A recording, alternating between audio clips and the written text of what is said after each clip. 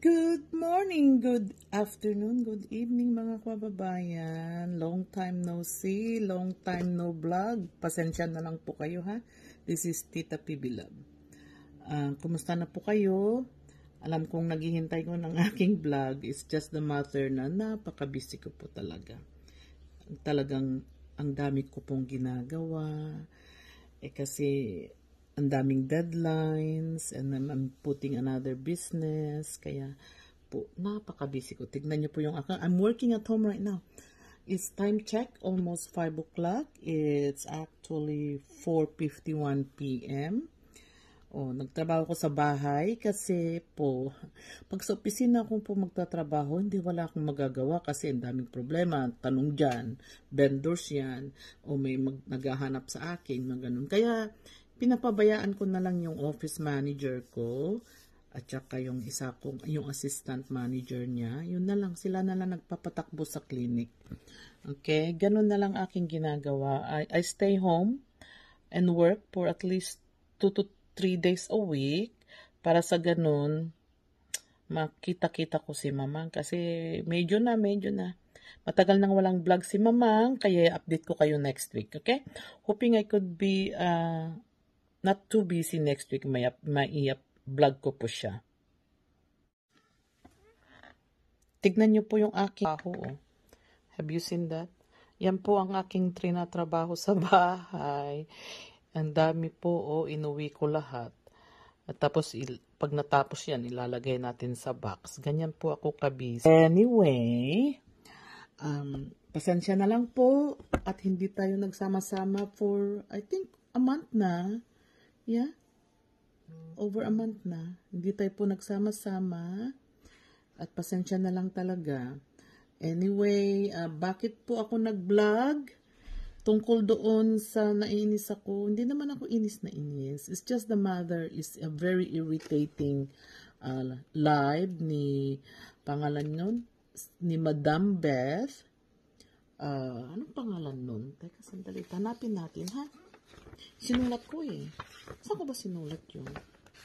Ito pala, ang pangalan niya is Ma'am Beth Mercadal Elmido Ogoy. I think that's it. Hello po, kumusta po Ma'am Beth? Alam niyo po, when your Facebook live, lumabas, sinabi na ni Paul sa akin, I'm talking to Paul, we're both talking with each other. Naiiyak siya, at ako'y napapaiyak din. Bakit po ganun? Hindi naman natin po i-live dapat yun, yung mga ganun na bagay. Pinahiya nyo naman masyado yung sarili nyo.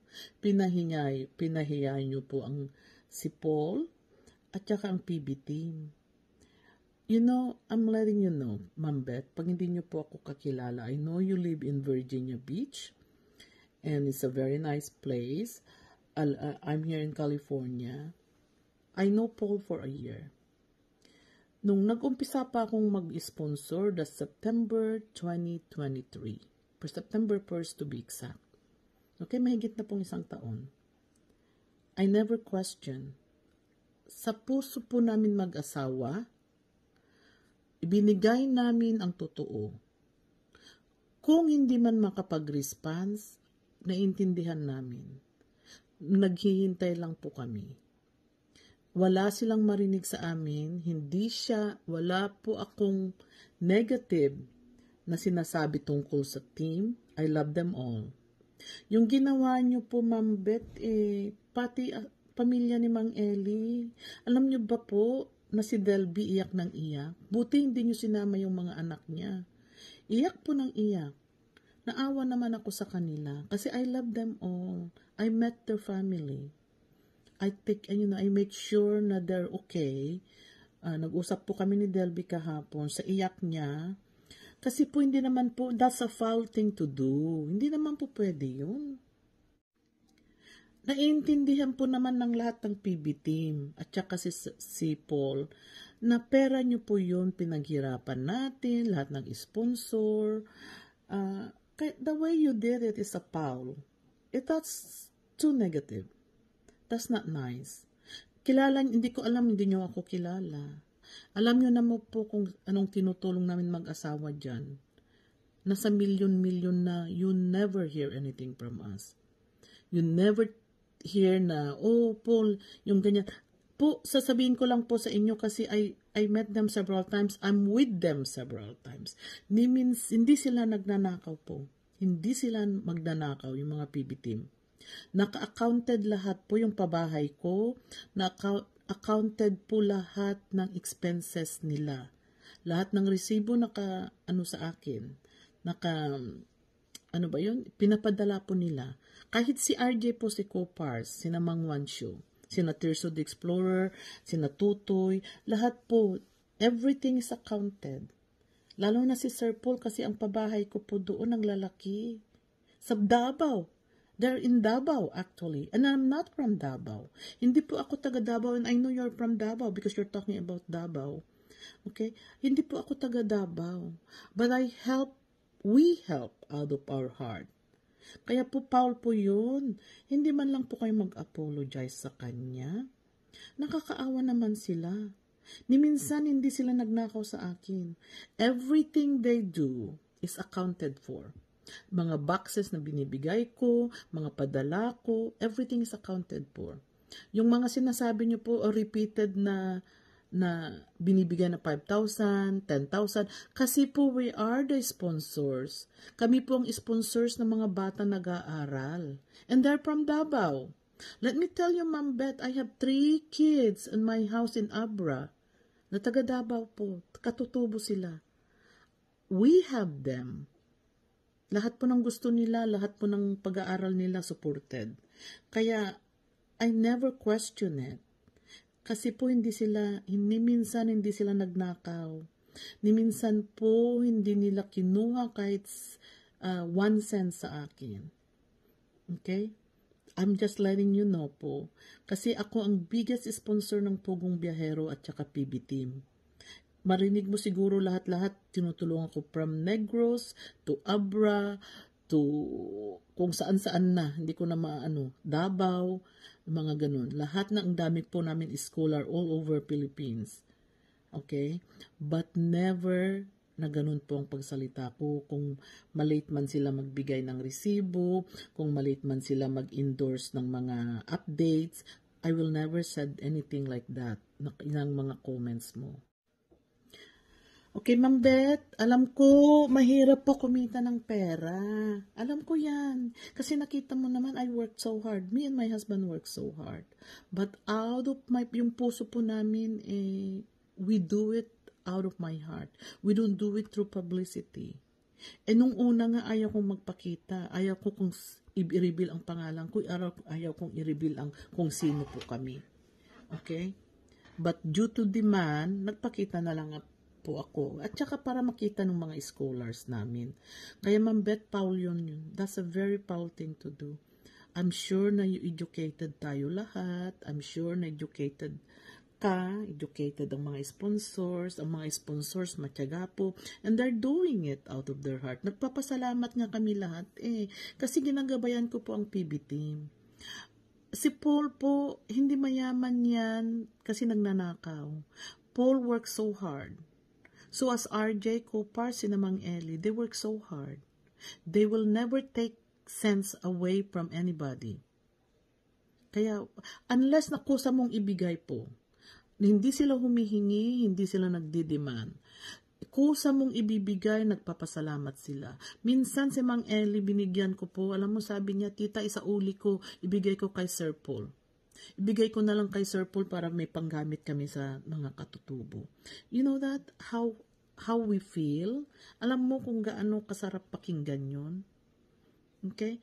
Tapos pag bumibili po ako ng sa kanila, o ganito, ganyan, sabi niya, tita, wag na lang. Na lang sa katutubo na lang. True enough. Nagbabakasyon kami, we get together, mga ganyan, at least twice a year. Kaya lang po, gastos ko po yun. Gastos namin ang asawa ko. Okay? It's a treat to them because they work so hard. Nakita nyo naman kung paano sila magtrabaho. Kung madaling araw po, and let me tell you something, every day, nagko-conversation kami ni Paul. Sina Mang Eli, lahat po sila. Okay? 3 o'clock in the morning, gising na si Paul. Tapos nasa road na sila ng 4 o'clock to 5 o'clock. Pagdating nila, gabing-gabi na po. Pagod na sila. Imagine that, they have to drive 6 hours para lang maibigay yung mga tulong. I know it because I talked to them. I know it because they text me. They message me. Tita, paalis na po kami. Bakit ang aga yung nagising? Paalis po kami kasi pupunta po, malayo pa yung pupuntahan namin. And that's Paul is. Huwag nyo naman pong ganun si Paul. Ano ba kayo? Napaka ano naman. You know, I know and I said, mahirap magtrabaho. Mahirap kumita ang pera. But naman, kawawa naman sila. They don't ask anything from you. They don't ask you to sponsor. Kusang loob mo dapat yun. Alam mo naman natabunan sila. Sabi niya sa akin, tita, natabunan kami ng December, ang dami naming boxes. Alam niyo po na dinala pa yung mga boxes sa bahay ng tatay ni Mang Eli. Sa ganun karami ang nag-sponsor po. Ganun karami ang tumulong sa Davao. Which is we're very, very grateful. Grateful nga si Paul eh. Tuwang-tuwa kami lahat. Tuwang-tuwa. At ako'y at least may katuwang po kami. Ang hirap po kasi nung nag-iisang nag-i-sponsor. Tuwang-tuwa po kami. Lahat ng PB team, they're very, very happy. They work so hard. We're a team. Hindi po sila nag-aaway. Pilit na pinag-aaway nyo sila. No. At saka Madam Beth, Diyos ko, kawawa naman yung pamilya ni Mang Eli. Don't do that. That's unprofessional. Huwag mo naman kaming tirain ng ganun. Huwag mo silang tirain ng ganun. It's a mistake that they didn't, punong-puno yung mga, kasi ang daming dumating. How do I know that? Because I know it's a fact.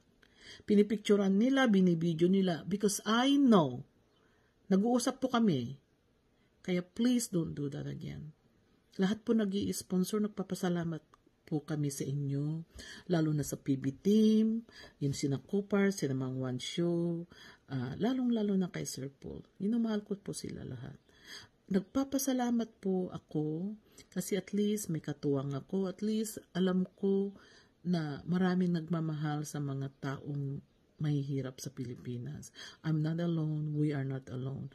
We're a team. Magkakateam tayo. Salamat sa lahat. From the bottom of my heart, my husband and I really, really appreciate all of you. Lahat ng sponsor po. Hindi ko po kakilala ang mga sponsor, but we appreciate you all.